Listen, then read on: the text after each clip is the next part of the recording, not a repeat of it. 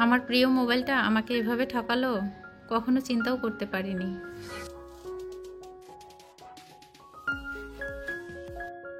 আসসালামু আলাইকুম, আমি Ayesha Siddika. Ayesha blog venture YouTube চ্যানেলে আপনাদের আরও একবার স্বাগত জানাই।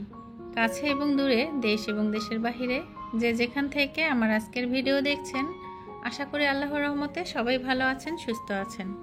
আলহামদুলিল্লাহ, আমরাও ভালো আছি।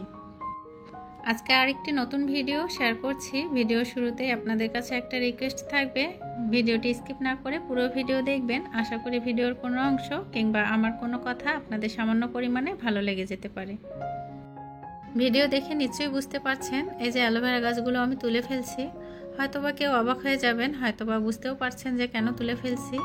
আসলে যখন টবটা আপনাদের ভাই নতুন কিনে নিয়ে এসেছিল, তখন কিন্তু আমার ছেলে মাত্র একটা অ্যালোভেরা গাছ এখানে লাগিয়ে দিয়েছিল। একটা অ্যালোভেরা গাছ থেকে যে এতগুলো গাছ হবে আমি কখনো কল্পনাও করিনি। মাশাল্লাহ, এত পরিমাণে অ্যালোভেরা হয়েছে। এবং আমি এই টবের থেকে অ্যালোভেরা গাছ তুলে আরও অন্যান্য টবে দিয়েছিলাম, সেখানেও কিন্তু অনেক হয়েছে। তো আমার কাছে মনে হচ্ছে যে আসলে এতগুলো অ্যালোভেরা গাছ আমার এখন দরকার নেই। তাছাড়া অ্যালোভেরা কিন্তু আমি সেভাবে একটা ইউজ করতে পারি না, যদিও বা অ্যালোভেরা একটা অনেক উপকারী জিনিস। তো তারপরেও আমি এটাকে সঠিকভাবে আসলে কাজে লাগাতে পারছি না। আর কাজে না লাগানোর কারণটাও আপনাদের সঙ্গে শেয়ার করছি। আমার আসলে অ্যালার্জি সমস্যা। তো অ্যালোভেরা কিন্তু অনেক উপকারী একটা জিনিস। এটা আমাদের চুলের জন্য এবং আমাদের স্বাস্থ্যের জন্য, বিশেষ করে এখন কিন্তু গরম পড়েছে, তো অ্যালোভেরা জেলটা দিয়ে যদি আমরা শরবত বানিয়ে খাই, এর সঙ্গে হচ্ছে একটু লেবু মিক্সড করে, তারপরে ইসবগুলের ভুসি, তোকমা কিংবা এমনিতেও খাওয়া যায়। তো অ্যালোভেরা কিন্তু আমাদের সবার শরীরের জন্য অনেক বেশি উপকারী। আমার অ্যালার্জি সমস্যার জন্য আমি কিন্তু অ্যালোভেরা ঠিক করে নিতে পারি না। অ্যালোভেরা জেল যদি আমি মাথায় ইউজ করি, আমার কিন্তু মাথায় চুলকায়। আর যদি আমি অ্যালোভেরা জেল দিয়ে একটু শরবত বানিয়ে খাই, তাহলেও কিন্তু আমার স্কিনে একটু প্রবলেম মনে হয়, যার জন্য কিন্তু আমি মনে করি যে অ্যালোভেরাটা আমার শ্যুট করছে না। আর এখানে যে অপরাজিতা গাছটা দেখতে পাচ্ছেন, আমার কিন্তু বারান্দায় নীলকণ্ঠ অপরাজিতা আছে, আর এটা হচ্ছে সাদা। তো মনে করলাম যে আমি অপরাজিতা গাছটাই এই টবের মধ্যে রেখে দিব। যদিও বা টবটা ভেঙে গিয়েছে, তারপরেও যতদিন আর কি রাখা যায়, পরে না হয় আমি চেঞ্জ করব। গাছ তুলে ফেলা কিংবা ডালপালা কেটে দেওয়া সবটাই কিন্তু আমার কাছে অনেকটা কষ্টের মনে হয়। যদিও বা গাছের পরিচর্যার জন্য এগুলো প্রয়োজন, তারপরেও কিন্তু আমার কাছে একটু খারাপই লাগে। তারপরে এতগুলো অ্যালোভেরা গাছ একসঙ্গে তুলে ফেললাম। তো এখান থেকে আমি কিছুটা দিয়ে দিব অন্যান্যদের, যাদের কাছে প্রয়োজন হবে। তো আসলে খুঁজে পাচ্ছি না যে আসলে অ্যালোভেরা গাছ কাকে দিব। তারপরেও দিয়ে দিয়েছিলাম। পরে এক আপাকে দিয়ে দিয়েছিলাম অনেকগুলো গাছ একসঙ্গে করে, আমি তাকে প্যাকেট করে দিয়েছিলাম।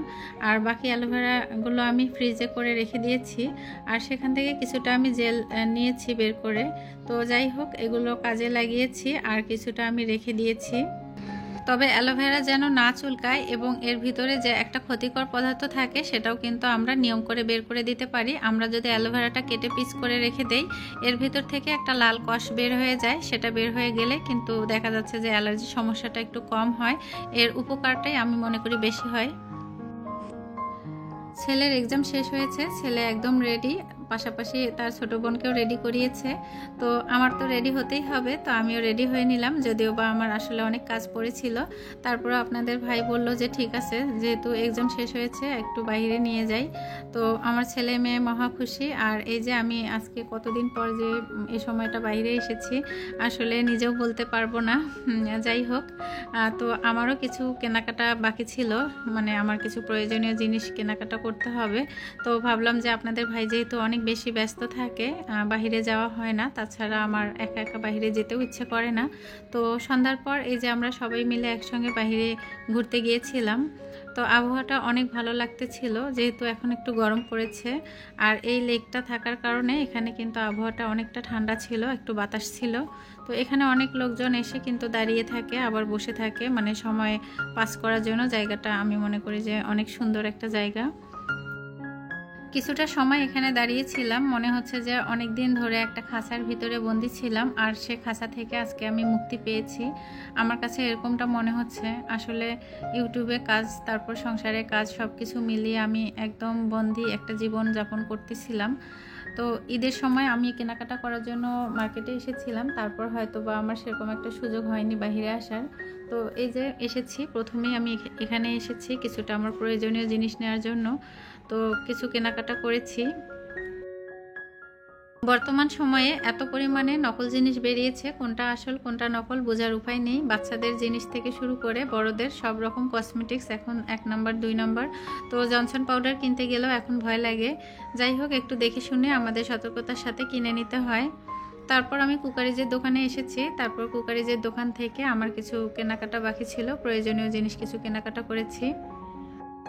ভিডিওর মাঝখানে আপনাদের কাছে আমার ছোট্ট একটা রিকোয়েস্ট থাকবে, যারা এখন পর্যন্ত আমার ভিডিওটি দেখছেন কিন্তু ভিডিওতে একটা লাইক করেননি, তারা প্লিজ আমার ভিডিওতে একটা লাইক করে দিবেন। কেনাকাটা শেষ করেছি। অফ ক্যামেরায় যা যা কেনাকাটা করেছি সেগুলো আপনাদের সঙ্গে শেয়ার করার খুব বেশি ইচ্ছা ছিল, কিন্তু শেয়ার করতে পারবো কি না আসলে আমি এখনও সঠিক বলতে পারছি না। এই যে আমার ভিডিও টাইটেলে লিখেছিলাম না, মোবাইল আমাকে এভাবে ঠকালো, আসলে আমি কি বলবো, আমার গতকালকে আমি একটা ভিডিও এডিট করেছিলাম। ভিডিওটা পুরো এডিট করা আমার কমপ্লিট হয়েছে। তারপর কিন্তু আমি আমার মেয়েকে ঘুম দিতে গিয়েছি। তো মেয়েকে ঘুম দিতে গিয়ে আমার শরীরটা এত বেশি ক্লান্ত ছিল, আমিও কিন্তু মেয়ের সঙ্গে ঘুমিয়ে পড়েছিলাম।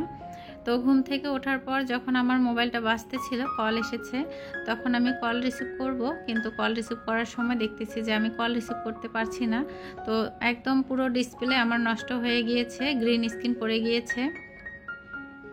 মোবাইলটা ছিল স্যামসাং জে ফ্লিপ, এটা ছিল আপনাদের ভাইয়ের মোবাইল। তো আমি যখন ইউটিউবে কাজ করছি তখন আপনাদের ভাই আমাকে মোবাইলটা দিয়ে দিয়েছে, যেহেতু ওই মোবাইলের ক্যামেরাটা অনেক বেশি ভালো। তবে মোবাইলটা আমরা নতুন কিনতে পারিনি, যেহেতু নতুন মোবাইলের দাম অনেক বেশি। তারপরেও কিন্তু আমরা সেকেন্ড হ্যান্ড মোবাইল কিনেছিলাম, তারপরেও দাম কিন্তু খুব বেশি কম ছিল না, অনেকটা টাকা দিয়ে আপনাদের ভাই কিনে নিয়েছিল। তার অফিসে যে বস ছিলেন তিনি চায়নায় থাকেন, তার মাধ্যমে আর কি মোবাইলটা নিয়ে আসা হয়েছিল চায়না থেকে। যাই হোক, এতটা কষ্ট পেয়েছি যা বলার মতো না। আসলে আমি সেই মোবাইলটা দিয়ে আমার হোয়াটসঅ্যাপ বন্ধুদের সঙ্গে যোগাযোগ করতাম, ভিডিও এডিট করা, ভিডিও করা সব কিছুই কিন্তু আমি সেই মোবাইলটা দিয়ে করতাম। এখন মনে হয় যে আমার হাত পা একদম বাঁধা হয়ে গিয়েছে, খুব বেশি কষ্ট লাগছে। তারপরেও ভাগ্য ভালো যে কিছুটা ভিডিও আমাদের কম্পিউটারে রাখা ছিল, সেখান থেকে আমি ভিডিওগুলো নিয়ে আমার আরেকটা মোবাইল দিয়ে আপনাদের সঙ্গে শেয়ার করার জন্য আবার নতুন করে চেষ্টা করছি।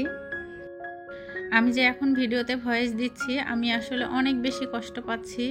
আমার মোবাইলটা এতটা পছন্দের ছিল যে ওই মোবাইলে আমার সব কিছু সাজানো গোছানো ছিল, আর আমার কাছে অনেক বেশি ইজি হয়েছিল। তো এখন আরেকটা মোবাইল দিয়ে নতুন করে প্লে স্টোর থেকে সব কিছু ইনস্টল করে কাজ করা আমার কাছে অনেক বেশি কঠিন হয়েছে। তো সবাই আমার জন্য দোয়া করবেন। আমার হয়তোবা কষ্টের মাঝে কিছু কথা ভুল ত্রুটি থাকতে পারে, সেই ভুল ত্রুটিগুলো আপনারা ক্ষমা করে দিবেন প্লিজ। অনেকদিন মনে করেছিলাম যে আসলে মোবাইলটাতে কখনো প্রবলেম হতেই পারে, যেহেতু সেকেন্ড হ্যান্ড মোবাইল অনেকটা সময় গরম হয়ে যায়। তো আপনাদের ভাই বলেছিল যে তোমার এই মোবাইলে যা কিছু আছে তুমি অন্য একটা মোবাইলে ট্রান্সফার করে নাও। আসলে 2টা মোবাইলে আমার চ্যানেল আছে, তো একটা মোবাইল দিয়ে আমি যেহেতু লাইভ করতাম, তো সেটা দিয়ে আর অন্য কিছু করতাম না। মনে করেছি যে মোবাইলটা তো আছে, ঠিক থাকবে মনে হয়। হঠাৎ করে এরকম হবে আমি কখনোই ভাবতে পারিনি, অনেক বেশি কষ্ট পেয়েছি। যাই হোক, ডিনার শেষ করেছি। শেষ করার পর আপনাদের ভাই কিছু টি শার্ট দেখতে এসেছে, যেহেতু এখন অনেক বেশি গরম পড়েছে। তো ওর যেহেতু বাইরে যেতে হয়, প্রতিদিন অফিসে যেতে হয়, অন্যান্য কাজে বাইরে যেতে হয়, তো খুব কমফোর্টেবল ও কিছু টি শার্ট দেখার জন্য মার্কেটে আমাকে নিয়ে আবার নতুন করে চলে এসেছে। আমরা রাতের ডিনার শেষ করে আবার ওর কেনাকাটার জন্য মার্কেটে আবার এসেছি। যে সকল আপু ভাইয়ারা আমার ভিডিও কন্টিনিউ দেখেন, ভালোবেসে আমার চ্যানেলটি সাবস্ক্রাইব করে পাশে আছেন, সব সময় আমার পক্ষ থেকে তাদের জন্য অসংখ্য ভালোবাসা ও দোয়া রইল। যারা আজকে প্রথম আমার ভিডিও দেখছেন, আমার চ্যানেলটিতে নতুন ভিজিট করেছেন, তাদের জন্য আমার মন থেকে ভালোবাসা ও দোয়া রইল। তারা চাইলে আমার চ্যানেলটি সাবস্ক্রাইব করে পাশে থাকতে পারেন। পরবর্তীতে নতুন কোনো ভিডিও আপলোড করলে ভিডিওর নোটিফিকেশন যেন আপনাদের কাছে পৌঁছে যায়, এজন্য অল অপশন চালু রাখতে পারেন। আজ এই পর্যন্তই। সবাই ভালো থাকবেন, সুস্থ থাকবেন। আসসালামু আলাইকুম, আল্লাহ হাফেজ।